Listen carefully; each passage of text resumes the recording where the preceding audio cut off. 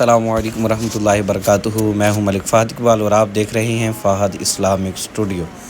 جس طرح میں نے آپ احباب کو بتایا تھا انشاءاللہ اپنے علاقہ بستی چدھڑ کی تاریخ پر ایک ویڈیو بنائیں گے، تو حاضر خدمت ہے یہ ویڈیو۔ یہ علاقہ تقریباً 500 سال سے بھی زیادہ پرانا ہے۔ یہاں پر سب سے پہلے بسنے والی جو برادری تھی وہ چدھڑ برادری تھی، جن کے نام پر اس علاقے کی بنیاد رکھی گئی۔ اس علاقے کے اندر تقریباً 12 سے 13 قومیں آباد ہیں، جن کی ٹوٹل آبادی تقریباً 10,000 بنتی ہے۔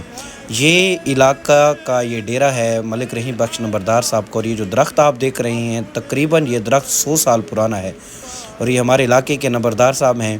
اور یہ علاقہ موضع چدھڑ کا ہی علاقہ ہے، یہ خود ایک موضع ہے، اور یہ تحصیل اس کی ملتان ہے، ضلع بھی ملتان ہے، اور یہ تحصیل ملتان کا آخری علاقہ ہے۔ اس کے اندر قدیم چیزیں موجود ہیں۔ یہ گورنمنٹ ہائی سکول ہے، یہ پہلے پرائمری تک تھا، پھر اس کو مڈل کیا گیا، اور 2018 کے اندر یہ سکول ہائی ہوا۔ یہ سکول تقریباً 1832-33 سے یہ سکول آباد ہے۔ پہلے کوئی اور سسٹم ہوا کرتا تھا ان سکولوں کا، اس کا رقبہ کم تھا۔ پھر علاقے کے نمبردار صاحب جو ہیں ملک رحیم بخش نمبردار صاحب، انہوں نے آج سے تقریباً 50-60 سال پہلے ہی اپنی کچھ زمین اس کو وقف کی تھی، تو مزید اس کی بلڈنگ کو بڑھایا گیا، اور یہ سکول پرائمری سے مڈل سے پھر ہائی ہوا۔ اس کے اندر اس ٹائم تقریباً 500 سے 600 طلباء اس سکول کے اندر زیر تعلیم ہیں۔ یہ بھی پرانی چیزوں میں سے ایک چیز ہے گورنمنٹ ہائی سکول چدھڑ۔ اسی طرح اس علاقے کے اندر اور بھی قدیم اور پرانی چیزیں ہیں۔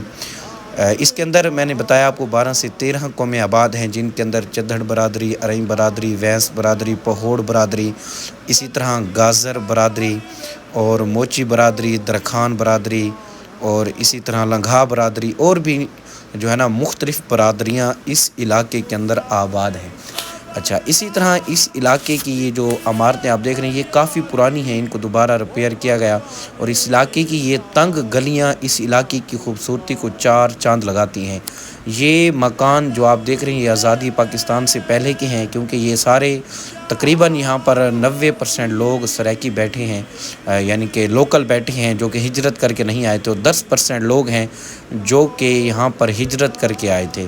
یہ اس کی تنگ گلیاں تقریباً میری ایج جس ٹائم 20 سے 21-22 کے انڈر ہے، تو میں بچپن سے ان گلیوں کو دیکھ رہا ہوں، اور ہمارے آباء و اجداد بھی کہتے ہیں کہ ہم ان گلیوں کو بچپن سے ہی دیکھ رہے ہیں۔ یہ بھی آپ کو میں نے یہ بوہڑ کا درخت ہے، یہ تقریباً درخت 200 سے 250 سال پرانا ہے، یعنی اس کی عمر بھی کافی زیادہ ہے اس بوہڑ کے، اور یہ تقریباً 1 کنال کے اندر یہ بوہڑ کا درخت پھیلا ہوا ہے، اور یہ چھاؤں دار بھی ہے، اور مجھے یاد ہے بچپن میں ہم یہاں کھیلا کرتے تھے۔ اسی طرح یہ سامنے دربار حضرت بابا نظام شاہ رحمۃ اللہ تعالی علیہ، یہ نظام شاہ دربار، یہ بھی ہم بچپن سے دیکھ رہے ہیں، اور یہ بھی ہمارے بزرگ کہتے ہیں کہ یہ بھی صدیوں پرانی ہے، 2-3 صدیاں پرانی یہ دربار ہے۔ یہاں پر لوگ آتے ہیں، دعائیں کرتے ہیں اللہ والوں کے وسیلے سے، اور یہ ہمارے علاقے کی خوبصورتی میں مزید 4 چاند لگانے کے لیے یہ پیپل کا درخت ہے۔